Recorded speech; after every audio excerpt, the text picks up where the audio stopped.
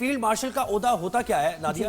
یہ ہم ذرا پہلے ناظرین کو بتاتے ہیں نا کہ یہ عہدہ کیا ہے اور کتنا یہ اہم ہے اور کتنی اس کی اہمیت ہے. ذرا دیکھیے ایک پیکیج ہم نے تیار کیا، اس کے بعد واپس آئیے.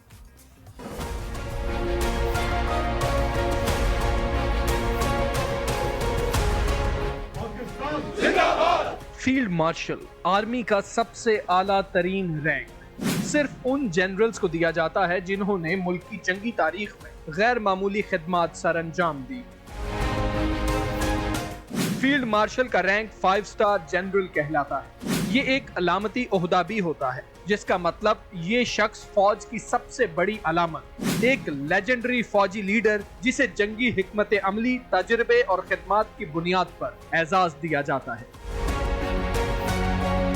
یہ عہدہ دنیا کے صرف چند ممالک میں رائج. یہ سٹارز صرف علامتی نہیں بلکہ عزت، طاقت اور وقار کی نشانی ہوتے ہیں. فیلڈ مارشل کا رینک تاحیات ہوتا ہے. ایک بار اگر کوئی فیلڈ مارشل بن جائے تو وہ زندگی بھر اس عہدے پر فائز رہتا ہے، چاہے ریٹائر ہو چکا ہو. امریکہ، نیٹو ممالک کی افواج اور برطانیہ میں فوج کے سربراہان بھی پاکستان کی طرح 4 سٹار جرنیل ہوتے ہیں. ان افواج میں بھی بری افواج کے سربراہوں کو فیلڈ مارشل کے عہدے دینے کی مثالیں سامنے آتی رہی ہیں. بھارتی فوج کے جنرل کے ایم کریاپا جو ملک کی بری فوج کے دوسرے کمانڈر ان چیف تھے، ریٹائرمنٹ کے کئی سال بعد فیلڈ مارشل کا عہدہ دیا گیا. اس کے علاوہ 1965 کی جنگ کے دوران انڈین فضائیہ کے chief of air staff Arjan Singh کو بھی بعد میں مارشل کا عہدہ دیا گیا تھا، جو 5 سٹار رینک کے برابر ہے. Army chief general Syed Asim Munir Pakistani تاریخ کے دوسرے جنرل ہیں جنہیں یہ اعزاز ملا. اس سے قبل general Ayub Khan field marshal رہ چکے ہیں. جی تو یہ آپ نے دیکھا کہ فیلڈ مارشل ہوتا کیا ہے اور کتنے بڑے یہ اعزاز کی بات ہے. تو ہمیں ذمہ داریاں کتنی میں کہتی ہوں شدید سینسٹیو ذمہ داریاں، محنت کے بعد یہ اعزاز ملتا ہے نا. ہم نے ہسٹری بھی دکھائی. آپ یہ آسان کام نہیں ہے، ذمہ داریاں بڑھ گئی ہیں، سٹریس بڑھ گیا ہے، لیکن یہ ہینڈل کر لیں گے. بالکل ایسے. یہ تو ڈیفینس اینالسٹ سید محمد علی صاحب نے ہمیں جوائن کیا ہے. محمد علی صاحب بہت شکریہ، آپ نے ہمیں وقت دیا. یہ خیر ہم نے ہسٹری بھی بتائی اور کتنا اہم ہے اور کتنی محنت کے بعد، خدمات کے بعد یہ ملتا ہے یہ عہدہ. تو ذرا اس کے بارے میں مزید تھوڑی سی بات کیجئے ہم سے کہ ایک فوجی کے لیے جب یہ اس طرح کے اعزازات ان کو ملتے ہیں تو کیا فیلنگ ہوتی ہے اور کتنی محنت اس کے پیچھے چھپی ہوتی ہے؟ بہت شکریہ جناب. میں سمجھتا ہوں کہ یقینی طور پہ یہ ایک تاریخی موقع ہے پاکستان کی تاریخ میں. آپ نے جس طرح بھی اپنے پیکیج میں بھی بتایا کہ بنیادی طور پہ وہ ملٹری لیڈرشپ جس نے نہ صرف کوئی بہت ہی اہم خدمات سر انجام دی ہوں اس ملک کے لیے، اس کی دفاعی حکمت عملی کے لیے، بلکہ سب سے امپورٹنٹ جو بات ہوتی ہے کہ انہوں نے کوئی بڑی جنگ جیتی ہو. آپ نے جس طرح حوالہ دیا اگر دوسری جنگ عظیم میں دیکھا جائے تو بڑے مشہور جرمن جنرل تھے فیلڈ مارشل رومیل، پھر اسی طرح فیلڈ مارشل مونٹگومری تھے جو کہ جنہوں نے مصر کے بیٹل فرنٹ پہ جرمن افواج کو شکست دی تھی دوسری جنگ عظیم میں. پھر اسی طرح فیلڈ مارشل اوکھنلیک تھے جو پہلے سربراہ تھے بھارتی افواج، مطلب انڈین افواج کے پاکستان بننے سے پہلے. اور پھر آپ کو یاد ہوگا 71 کی وار میں جب پاکستان کو 2 لخت کیا گیا تو اس کے اعزاز میں بھارتی جو جنرل صاحب تھے مانک شاہ، ان کو بھی فیلڈ مارشل کا عہدہ دیا گیا تھا. فیلڈ مارشل مانک شاہ ان کا نام تھا، وہ پارسی جنرل تھے. تو اسی طرح میں سمجھتا ہوں جو ابھی پاکستان کی وفاقی حکومت نے فیصلہ کیا ہے جنرل سید عاصم منیر کو فیلڈ مارشل کے طور پہ پروموٹ کرنے کا، وہ یقینی طور پہ 2-3 اہم خدمات ہیں جس کے نتیجے میں کیا گیا ہے. سب سے امپورٹنٹ بات تو یہ ہے کہ جس طرح ابھی حالیہ کشیدگی کے دوران انتہائی ٹائملی، انتہائی زیرک، انتہائی کانفیڈنٹ، کلیئرٹی کے ساتھ انہوں نے افواج اور ہتھیاروں کی منصوبہ بندی کی اور افواج کو موٹیویٹ بھی کیا اور اہداف کا تعین بھی کیا، ہتھیاروں کا چناؤ بھی کیا. اور اتنے بڑی، اگر میں آپ کو آسان الفاظ میں آپ کے آڈینس کو بتانا چاہوں کہ ہم نے 3-4 گھنٹے کے اندر جتنی تباہی بھارت کے اندر پھیلائی ہے، آپ سمجھیں کہ 65 اور 71 کی جنگ ملا کے بھی نہیں پھیلائی گئی. تو جتنا نقصان بھارت کو دفاعی اعتبار سے ہوا ہے اس کا وہ اندازہ نہیں کر سکتا. بھارت کو ہم صرف اپنے برابری کی سطح پہ نہیں دیکھتے بھائی، وہ دنیا کی چوتھی بڑی دفاعی قوت ہے. تو اگر آپ 3-4 گھنٹے کے اندر اتنی زیادہ اس میں تباہی اور اتنی زیادہ کیوس پھیلا دیں کہ وہ مجبور ہو جائے عالمی طاقتوں کے پاس بھاگنے کے لیے کہ پلیز مجھے پاکستان سے بچاؤ، تو میں سمجھتا ہوں یہ سب سے بڑا اعتراف ہے اور سب سے بڑا ایک طرح سے ریکوگنیشن ہے اس اسٹریٹجی اور اس کانفیڈنس اور اس حکمت عملی کی جس کے میں سمجھتا ہوں کلیدی کردار جو ہیں وہ عاصم منیر صاحب تھے، جنہوں نے 3-4 گھنٹے کے اندر دنیا کی چوتھی بڑی دفاعی قوت کو گھٹنے ٹیکنے پہ بھی مجبور کیا اور پوری دنیا کی طاقتوں کے سامنے رحم کی اپیل کرنے پہ بھی مجبور کیا کہ پلیز مجھے پاکستان سے بچاؤ. تو یہ وہ میں سمجھتا ہوں اچیومنٹ ہے جس کے ریکوگنیشن میں، اعتراف میں ہماری حکومت نے ان کو یہ فیلڈ مارشل کا عہدہ دیا ہے. سر، اور جب ہم اپنے DGISPR کی بھی ان کی بات کریں، جس طرح وہ بات کرتے ہیں ایسے دل کو چھوتی ہے. ایسا مجھے ان کے وہ جملے مجھے ان کے یاد ہو گئے کہ جی اگر انڈیا نے ہم پہ اٹیک کیا تو our response will be fierce and swift. جو ورڈز کا ان کا سلیکشن ہے، جس طرح وہ جملے بتاتے ہیں، مطلب میں تو بہت سیکھ رہی ہوں ان سے، اتنا اچھا لگتا ہے. اینڈ آئی تھنک کہ بالکل صحیح بھی ہے کہ انٹرنیشنل میڈیا کو وہ جو ہے انٹرویوز دے رہے ہیں اور ان کے سوالوں کا اتنا صحیح ایکوریٹ بہترین جواب دے رہے ہیں.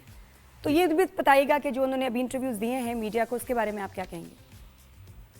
جی میں سمجھتا ہوں کہ جو پاک افواج کے ترجمان ہیں لیفٹیننٹ جنرل احمد شریف صاحب، وہ یقینی طور پہ وہ جو پاک فوج کی روایات ہیں، نظریہ ہے، اعتماد ہے، پیشہ ورانہ مہارت ہے، اس کا فیس ہیں.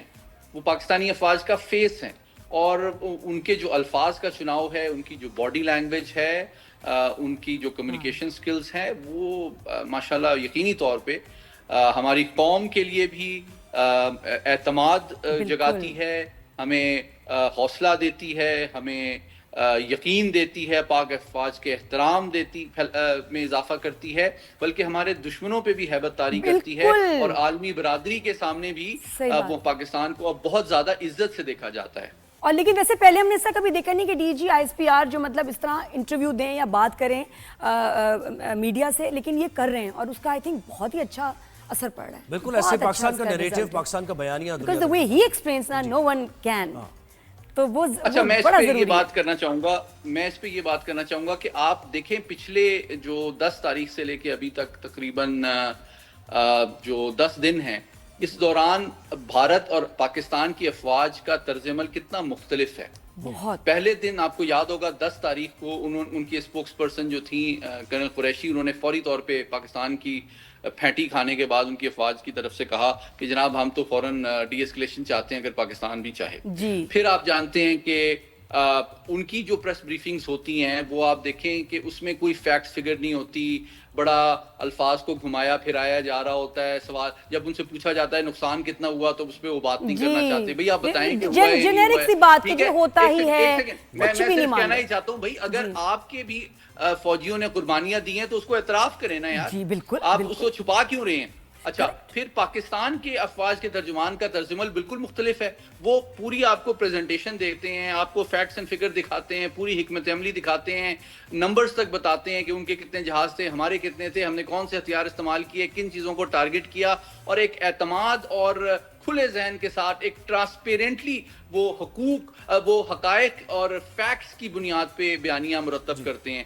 جبکہ دوسری جانب جو ہے وہ خالی جو ہے جھوٹ کا سہارا لیا جا رہا ہوتا ہے اور کوئی فیکٹس بھی نظر نہیں آتے، اور جس کی وجہ سے ان میں کنوکشن اور اعتماد بھی نہیں جھلکتا، جس کی وجہ سے انٹرنیشنل میڈیا ان کو وہ ریکوگنیشن اور اسپیس نہیں دے رہا. مجھے لگتا ہے سر وہاں خوف بڑا ہے، وہاں بہت خوف ہے گورنمنٹ کا. وہاں وہ ڈرتے کچھ بھی کہنے سے، ان کی فورسز والے ڈرتے ہیں کہ ہم کیا بات کریں، کیا بتائیں، کیا نہ بتائیں، کیونکہ دے آر ناٹ الائنڈ. وہ ایک پیج پہ ہے ہی نہیں، نہ قوم، نہ فورسز، نہ ان کی گورنمنٹ.